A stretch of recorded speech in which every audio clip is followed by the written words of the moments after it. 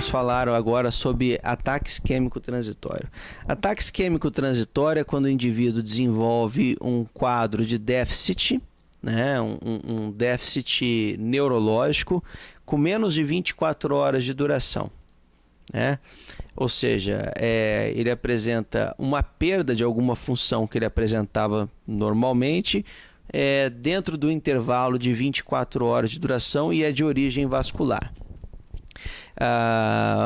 Bom, a principal causa, né, desses ataques isquêmicos transitórios ou é a doença carotídea ou é a doença cardíaca. Da doença cardíaca eu já falei nos vídeos sobre o AVC. Então eu vou falar um pouco da doença carotídea. O que ela pode causar quando ela gera esses ataques? Bom, a doença carotídea ela pode gerar uma série de coisas. Síncope, que são desmaios, né?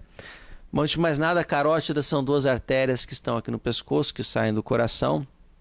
Elas se dividem em carótida externa, que vem para a face, e carótida interna, que vai para dentro do cérebro. Tá? Temos uma de cada lado. A doença carotídea, doença carotídica, né?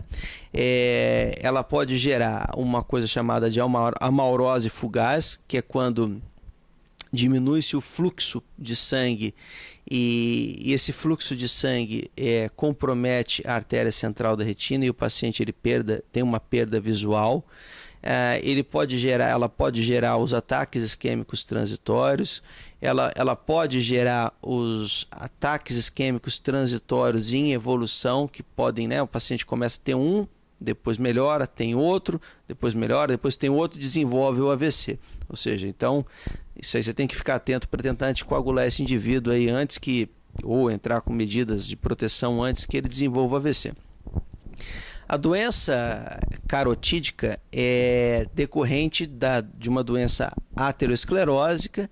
A aterosclerose é uma doença sistêmica, ela pega praticamente o corpo inteiro, ela se deposita nos vasos sanguíneos e ela forma placas de gordura, com cálcio, com células inflamatórias, em vigência de alguns fatores de risco, diabetes, hipertensão, tabagismo, obesidade, sedentarismo, história genética positiva, ela pode começar a diminuir o calibre interno da artéria carótida, interna ou externa ou comum.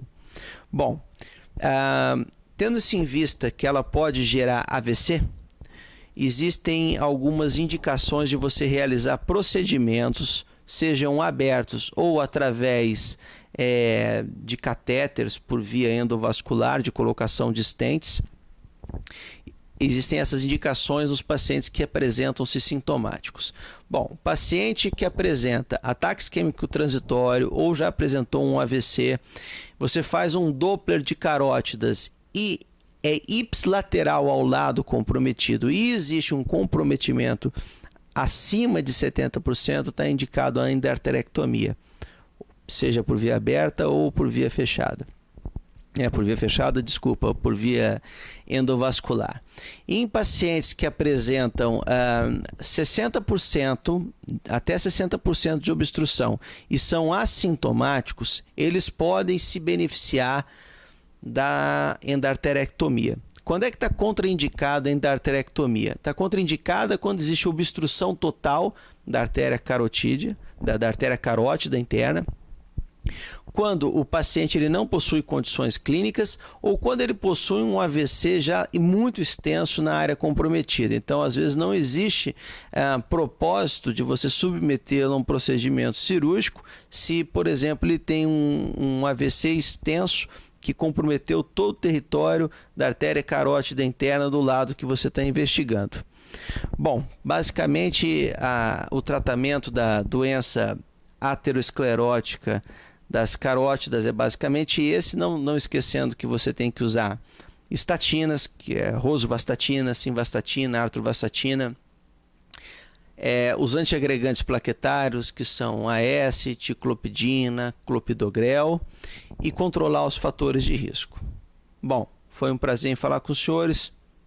Tenham uma boa tarde.